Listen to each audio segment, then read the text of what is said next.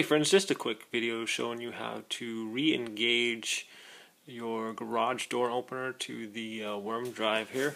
So say you need to disengage it real quick and you pull this cord.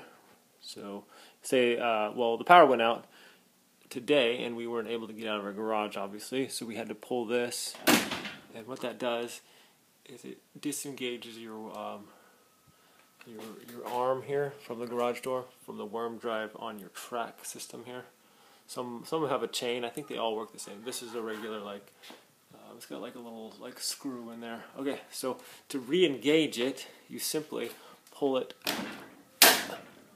up that way. You gotta pull kind of firmly and see how now it's basically up a little bit. So now it's re-engaged and it'll work. So that's just to show you how to re-engage your garage door opener, or the arm to the garage.